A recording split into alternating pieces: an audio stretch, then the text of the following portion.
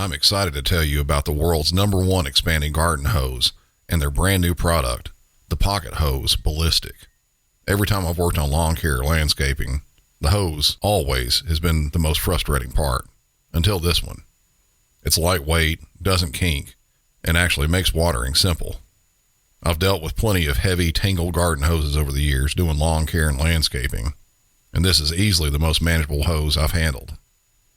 The Pocket Hose Ballistic is reinforced with a liquid crystal polymer used in bulletproof vests, making the anti-burst sleeve practically bulletproof, and that liquid crystal polymer fiber is actually 5 times stronger than steel. And Pocket Hose carries over 100 patents worldwide. And now, for a limited time, when you purchase a new Pocket Hose Ballistic, you'll get a free 360-degree rotating pocket pivot and a free thumb drive nozzle. Just text MC911 to 64,000.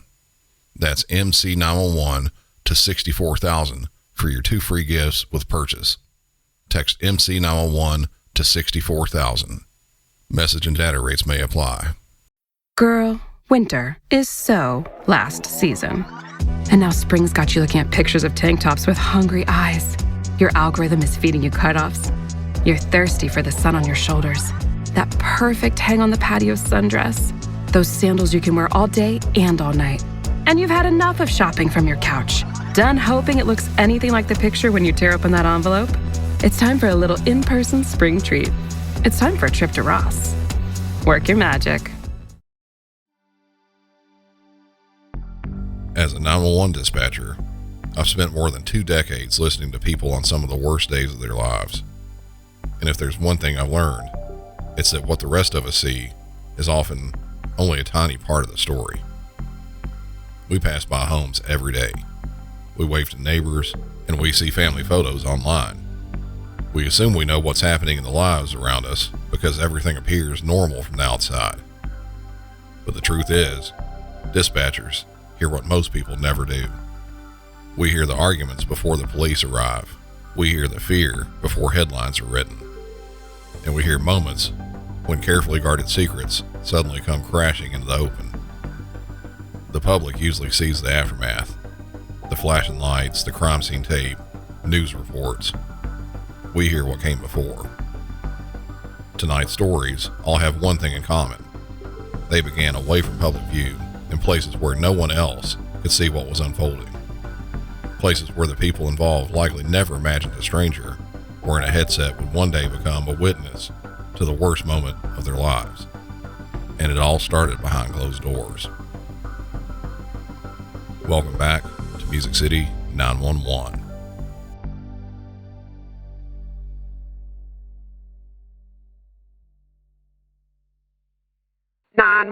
What's the address of the emergency? I'm sorry, what was the address again, Patty? Okay, the address is, and there's been 2 shootings. Okay, like you just heard somebody discharge a weapon, or has somebody been shot? No, there are 2 people dead in the house. Would you like me to, Hold on. Okay, hold on. So there's 2 people deceased in this house? Yes. Okay, and do you live there? Yes. Okay, who are these people? One of them was my father, and the other one was my uncle. Okay, and does it look like they have been shot, or? They were shot. Both have been shot? Okay, what's your name? My Yes. Okay, what's a phone number that you're calling from? I'm a little bit unfamiliar with that. You know, I haven't really memorized it yet. Okay, are you inside the house with them? Yes. Okay, so and my grandparents as well. They're. So did you just come home and find them deceased in the house? I would rather. I'm not sure. I'm very new to this. I'm not really sure how this process works, but I would rather. I'm not sure if this is a matter of, a Fifth Amendment kind of thing, but I'd rather do that. I need this information, okay? Okay. Did you just come home and find them deceased? No. Okay, were you there when this happened? Yes. Okay, who shot who?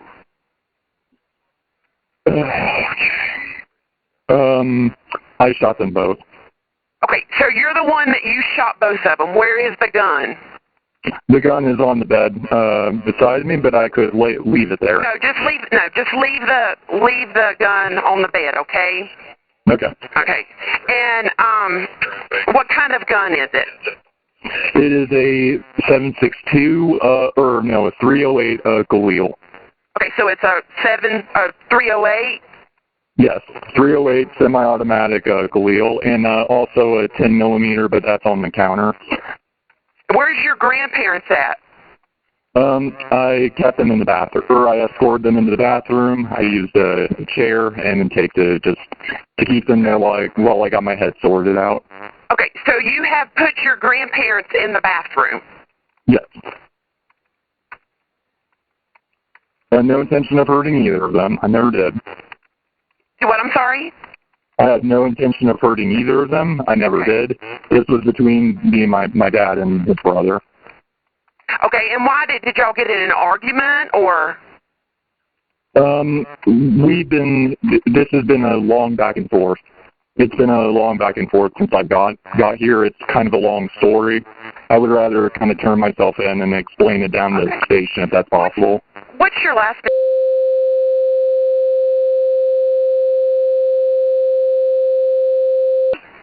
Yes. And what's your birth date?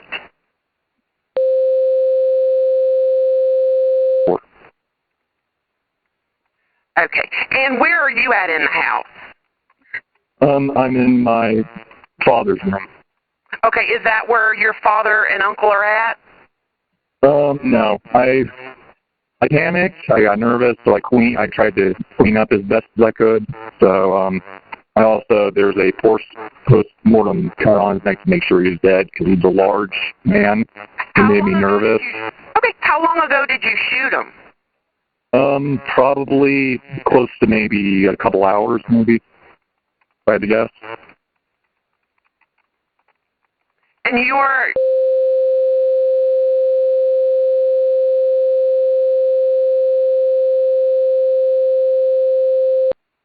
Yes. Kai told me. Okay.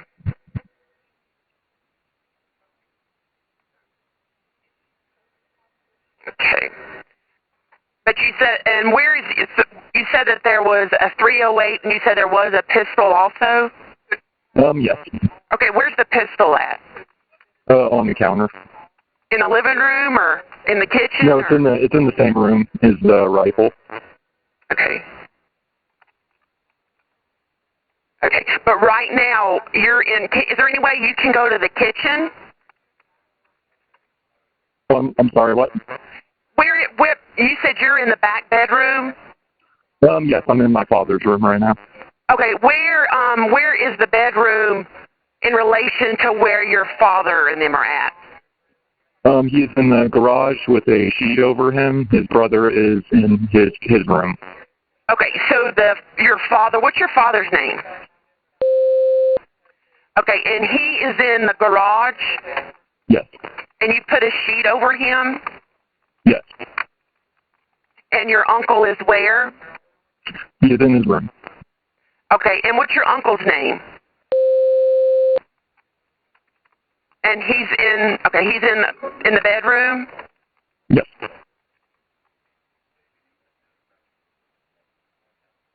Okay.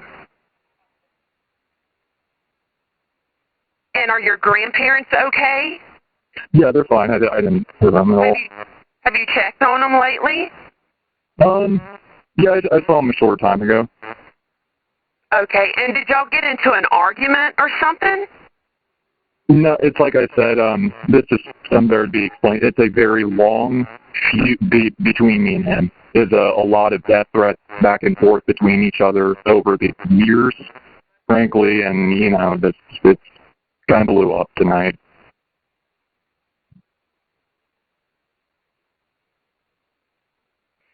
Is there any way that you can go outside the house?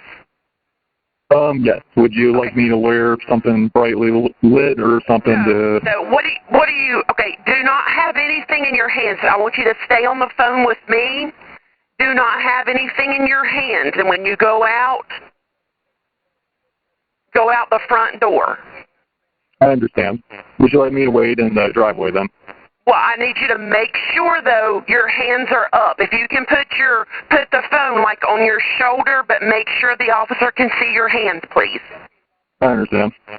Okay, are you going that way now? Yes, ma'am. Okay.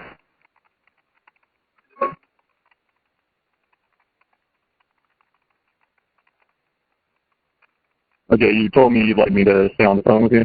All right, Patty, I'm gonna go wait for the police to show up and come. Do you see the officer? You kind of scared me a little bit. I'm sorry, I'm talking to my grandparents. And you kind of scared me a little bit when you said you wanted to shoot me, though. That makes me kind of nervous, Patty. Okay, I'm leaving the gun porch here. Light on. Can you turn the porch light on? I'm sorry, what was that? Can you turn the porch light on? Oh, okay. I'm sorry. I'm trying to let my grandparents out of the bathroom. I had the door. Just leave your grandparents in there right now.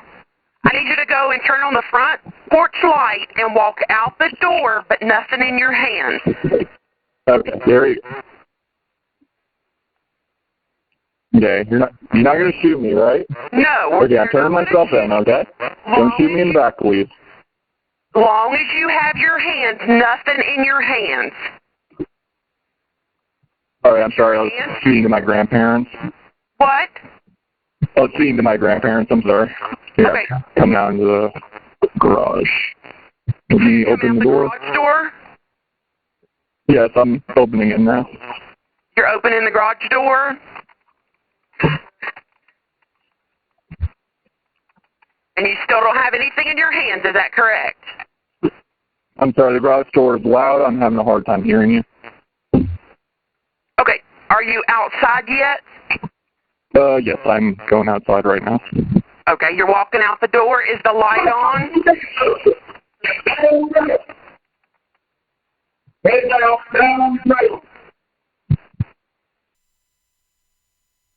Lately, I've been more intentional about what I wear day to day, leaning into pieces that feel easy, comfortable, and still put together. It just makes getting dressed simpler. Quince has been my go-to. The fabrics feel elevated, the fits are clean, and everything just works without needing to overthink it. Quince has all the wardrobe staples for spring. Think 100% European linen shorts and shirts from $34. Lightweight, breathable, and comfortable, but still look put together. And clean 100% Pima cotton tees with a softness that has to be felt. Everything is priced 50 to 80% less than what you'd find at similar brands. Quince works directly with ethical factories and cuts out the middlemen, so you're getting premium materials without the markup. It's starting to get pretty warm here in Tennessee, and I've got some of the 100% European linen shorts on the way that I'm sure I'll be wearing all summer. Refresh your everyday with luxury you'll actually use. Head to quince.com/MC911 for free shipping on your order and 365-day returns. Now available in Canada too. That's QUINCE.com/MC911 for free shipping and 365-day returns. Quince.com/MC911. At first, I didn't think it was real. I woke up to this blinding light, and I was transported to another place. Pluto TV! Then I heard a voice. Come with me if you want to live. There were thousands of movies and shows, and they were all free. Truth is ours. It's just so beautiful. On Pluto TV, free streaming of Terminator 2, Fringe, Arrow, The 100, and The X-Files may cause excitement, loss of sleep, and sudden belief in extraterrestrials. No credit cards or alien encounters necessary. Pluto TV. Stream now, pay never.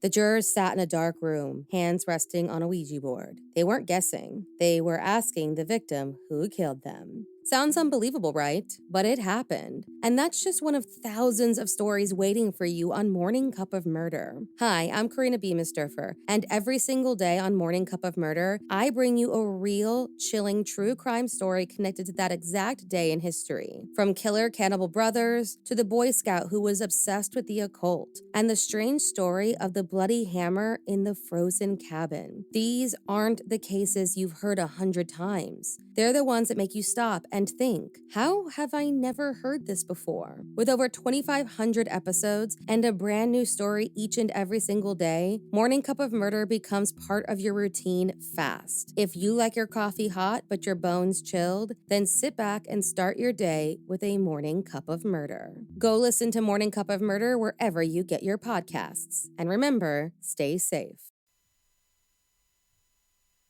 By the time that call had ended, deputies from the Henderson County Sheriff's Office were already at the home at 39 Beaumont Drive in Hendersonville, North Carolina.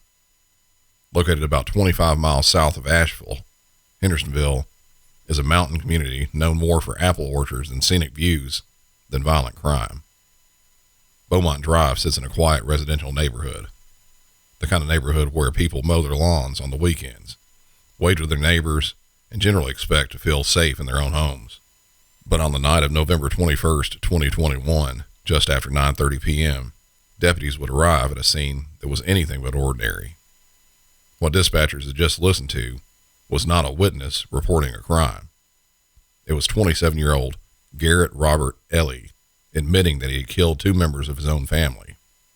Inside the home, investigators discovered the bodies of Garrett's father, 60-year-old Stephen Robert Ellie, and his uncle, 57-year-old Brian Eugene Ellie. Both men had been shot and killed hours before Garrett ever picked up the phone and dialed 911. As disturbing as the discovery was, deputies soon learned there were other victims inside the home. Garrett's grandparents, Robert and Pat Barker, but they were found alive. Either right before or right after the shootings, Garrett had locked them in a bathroom where they stayed for several hours. Just think about that for a second. You're inside your own home, and then you hear some gunfire. You know something terrible has happened, but you don't know who was hurt. You don't know if anyone's dead. And you don't know if the person responsible is still standing on the other side of the door. For hours, Robert and Pat Barker remained trapped inside that bathroom, while two of their family members lay dead elsewhere in the house. Fortunately, both of them survived and were unharmed. But emotionally, it's difficult to imagine the trauma they carried with them after that night. One of the questions that both me and you probably have is pretty simple. Why? Why would he kill his father? Why would he kill his uncle? And why would a family conflict end in murder? The truth is that investigators never publicly released a simple answer. What we do know comes largely from Garrett's own statements. During the 911 call and in statements afterwards, he described a long-running conflict involving himself, his father, and his uncle. They all lived in the same house together. He said the relationship as a whole had deteriorated over time. They had arguments and disputes that apparently had been building for years. Whatever those disagreements may have been, Garrett repeatedly indicated that the conflict was specifically between him, Stephen, and Brian. Those were the only people he had issues with. And by the end of that night, those were the two people who had lost their lives. Another unusual aspect of this case was the weapon Garrett admitted using. During the 911 call, he identified the firearm as a Galil rifle chambered in .308. That's not the type of firearm most people picture when they think of a family homicide. Most domestic murders involving firearms are committed with handguns. A Galil chambered in .308 is a powerful semi-auto rifle, more commonly used in military applications, sometimes hunting, and long-range recreational shooting. Following his arrest, Garrett Ellie was charged with 2 counts of first-degree murder, 2 counts of second-degree kidnapping relating to his grandparents being confined in the bathroom, and possession of a firearm by a felon. Those are obviously some incredibly serious charges. In North Carolina, first-degree murder carries a possibility of life imprisonment without parole, and, under certain circumstances, can even qualify for the death penalty. Had this case moved quickly through the court system, there would likely be no mystery about where Garrett Ellie is today. But that's where the story becomes a little bit unusual. While researching the case, I was trying to find out Ellie's current status. Immediately following his arrest, he was booked into the Henderson County Detention Facility and held without bond. But years later, finding information becomes surprisingly difficult. I searched local inmate reports, I searched North Carolina's statewide offender database, and I was unable to locate Garrett Ellie's name in either system. Now, that doesn't necessarily mean anything unusual has happened. There are several reasons a person might not appear in a public inmate search, but one possibility stood out to me. Cases involving serious questions about a suspect's mental state can sometimes result in lengthy competency evaluations. In certain situations, defendants are transferred from county jails to secure state-operated mental health facilities while those evaluations take place. To be clear, I've not found evidence confirming that happened here, but given the nature of the case, the lack of publicly available information, and his apparent absence from the inmate databases, it is one possible explanation. At the time of recording this, I've been unable to verify where Garrett Ely is currently being housed, or whether his criminal case has reached a final resolution. What we do know is what happened inside that home on Beaumont Drive. A father was killed, an uncle was killed, 2 grandparents were trapped inside of a bathroom, and a family was permanently shattered. For dispatchers, though, all of that began with a single phone call and a conversation that slowly revealed a horrifying truth. The person reporting the murders was the person who committed the murders. Hey, I just Venmo'd you for rent. Nice. Now I can instantly spend it whether I'm checking out online with Venmo or using a Venmo debit card. Say more. More exactly. Because the more you do with Venmo, the more you get. Like earning up to 5% cash back with Venmo Stash on a bundle of brands. So, order more pizza. The math demands it. Get the Venmo debit card. Venmo Stash bundle terms and exclusions apply. See terms at venmo.me/stash terms. Venmo checkout not available at all merchants. Venmo MasterCard is issued by the Bancorp Bank N.A. Plan B is a backup birth control option that's there for you when things don't go according to plan. It specifically works after unprotected sex and before pregnancy occurs by temporarily delaying ovulation. Plan B is available nationwide at all major retailers and through delivery apps like DoorDash. No ID, prescription, or age requirement. It's the #1 OBGYN recommended brand of emergency contraception, and it won't impact your future fertility. That's freedom to be. Use as directed. What does it feel like to get hit by a car while biking, be attacked by an alligator, or learn that your spouse hired someone to kill you? If those are the kinds of stories that you find interesting, then What Was That Like is the podcast for you. What Was That Like is filled with real stories about the most surreal experiences of people's lives. On each episode, a guest comes on and tells about the time they found themselves in some type of extreme situation. It could be an animal attack, a plane crash, or winning the showcase on The Price is Right, and more. This show brings you tons of completely surreal, completely true stories, all told through the lens of the person who actually experienced it. A couple of my personal favorite episodes of What Was That Like that you'll want to go and look up right now: Whitney was shot 12 times, and of course, Brandon is a 911 dispatcher. So if you want to hear some unbelievable and inspiring firsthand stories, I invite you to check out What Was That Like. Every story is verified, so you know even the most bizarre tales are someone's reality. Listen to What Was That Like on Apple Podcasts, Spotify, or on the app you're using right now.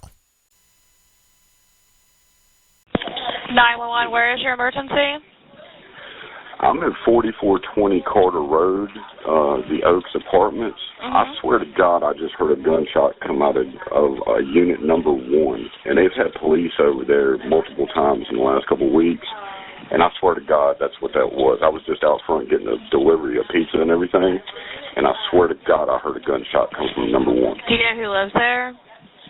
I don't know their names. They just moved in like maybe 6 months ago, and they're hardly ever there. It's a husband and a wife, an older couple, and they've been battling back and forth. I guess they were getting ready to go through a divorce or whatever, and I'm pretty sure she maybe has a restraining order on him. And like I said, I know a gunshot when I hear one. I'm telling you, that was a gunshot I just heard over there. And you think that it definitely came from inside of the apartment? I was standing dead in the middle of the road getting a pizza right in front of their front door pretty much.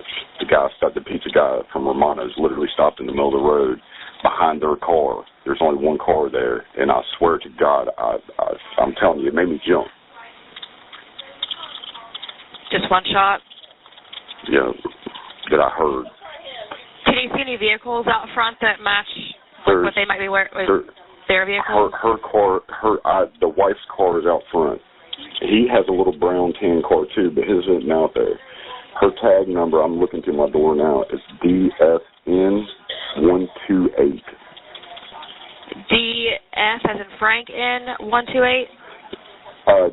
Dog Sam Okay, Nancy 128. Okay. Like I'm shaking. I'm you know. I know what I heard. You know what I'm saying? It's like one of those that got me nervous. I want to go over and knock on the door. My last name? Yes, sir. And your first name? Which apartment do you live in?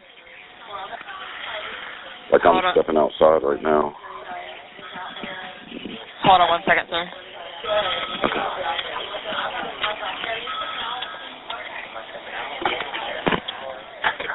Sure.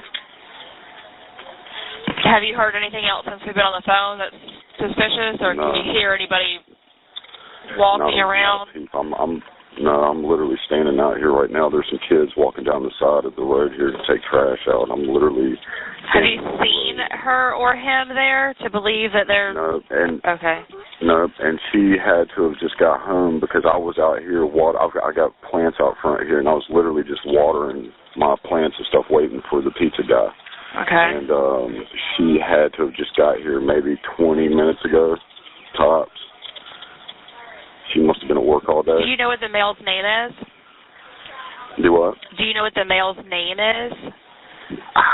I think it's Jimmy. If I'm not mistaken, Jimmy or Jimmy. I want a Jimmy is what I've heard. Okay. Is he young, older? No, he's older. He's probably in his. He's probably about 5'9", gray hair, kind of husky build. White male?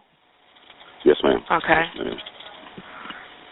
And then the female? Really nice guy. He's a real Christian guy. I'd hope.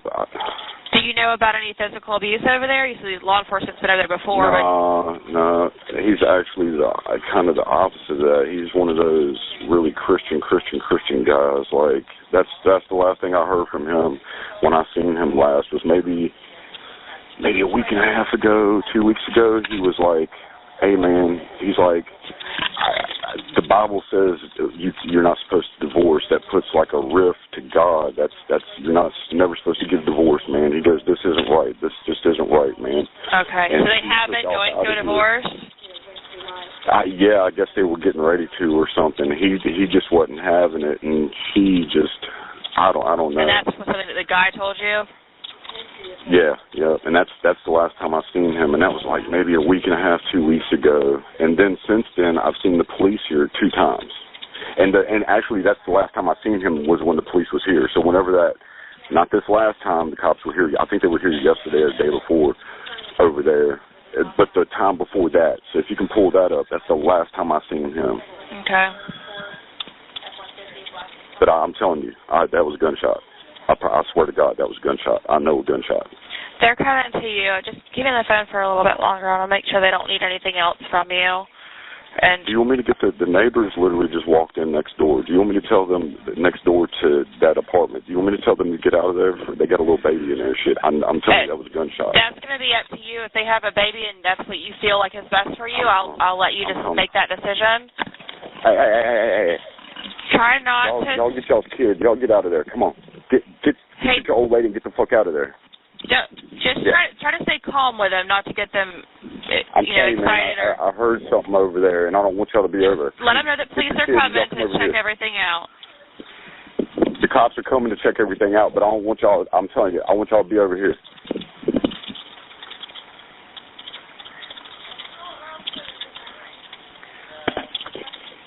Yeah, because I got a little baby, literally she looks like she's 4 months old, 5 months old. Okay. Are they getting the baby and getting out? They're coming over right now. Yeah, they're coming to my apartment. Yeah, I just don't want them to get scared and too excited. I just want them to kind of, everybody just to stay calm. Freaked out. The cops are on the way to check out and make sure everything's okay over there. But I was out here getting my delivery, my Romanos just now. It's got me shaking. And I heard it sounded like a gun or something over there, so I don't want y'all. Yeah, there's 2 apartment 1. The neighbors of apartment 1. So I guess apartment 2. I don't know. But he knows they have a 4-month-old baby, and so he told him to get out.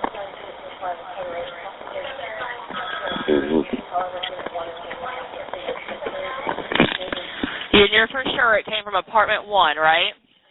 Yes, ma'am. I was standing right in front of it. Okay. Like, literally, I was standing right in front of it. Let me know whenever you see the deputies start pulling up. They just pulled up. Okay, I'll let you guys speak to them. All right. Bye-bye. The caller you just heard was standing outside his apartment on the evening of April 27th, 2017. It was just after 5:30 p.m. He was doing something most of us have probably done hundreds of times without giving it a second thought. He was outside watering his plants and waiting for a pizza delivery. Then he heard what he believed was a single gunshot. The sound came from a nearby apartment, and something about it concerned him enough to pick up the phone and call 911. The apartment was located in a small complex on Carter Road near St. Augustine, Florida. It's the kind of apartment complex most people would drive past without a second glance.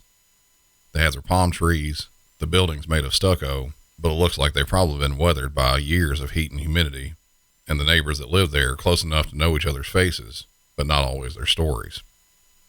Like many apartment communities, people knew bits and pieces about each other. They might exchange a wave in the parking lot or a brief conversation while checking the mail, and it was exactly like that with the caller of this one. He'd seen the couple who lived there. He'd spoken with the husband a few times, but as he heard during the call, he didn't know much beyond that. He wasn't even completely sure about their names. He said they had only lived there for around 6 months. What he did know was that deputies had been called to the apartment before. He thought the couple might be going through a divorce, but he wasn't completely certain. And that's one of the things that makes this call a little bit unique to listen to. The caller isn't describing a crime scene. He's actually kind of giving fragments of information. Little small observations collected over the past couple months of living there. Things that might not have seemed important at the time that they happened. But after hearing a gunshot, those details suddenly started coming back to him. As dispatch asked him questions, you can almost hear him working through those memories in real time. One detail in particular stood out. The caller recalled a conversation he had previously had with that husband. The husband's name, James Jimmy Edwards, was 57 years old. The caller described James as deeply religious. He was a big Christian, and during their talk, James had spoken strongly about marriage and divorce. According to the caller, James told him that the Bible teaches people not to divorce and that marriages should remain no matter what. At the time, it was simply a conversation between neighbors. Nothing about it really seemed really significant. But after hearing what sounded like a gunshot come from James's apartment, it was one of the details that came back to his mind. What the caller didn't know was that there was far more happening behind the scenes than he realized. When deputies arrived and entered the apartment, they discovered 53-year-old Kathy Ann Edwards dead from a gunshot wound. James was also found inside with a gunshot wound. He was transported to a hospital, but also later died. Investigators ultimately determined that the incident was a murder-suicide. As detectives began reconstructing the events that led up to the evening, a troubling timeline emerged. Court records showed that Kathy Edwards had filed for divorce in 2016. Whatever problems existed in the marriage, they weren't something that just popped up overnight. The divorce filing suggests the relationship had been deteriorating for quite some time before the April shooting. Then came something else. Earlier in April of 2017, Kathy sought an injunction for protection against James. On April 19th, a judge granted that request. The injunction prohibited James from coming within 500 feet of Kathy's residence. And that residence was the same apartment on Carter Road where deputies would later find both James and Kathy, just 8 days later. That's all that separated the court order and the shooting. And according to reports following the incident, family members had become concerned enough about the situation that they encouraged Kathy to leave and stay elsewhere. But that day on April 27th, one neighbor happened to be standing outside when the final chapter unfolded. He heard the gunshot, then he called 911. And by the time deputies arrived, everything had already occurred. Everything else would be discovered after they stepped through the door.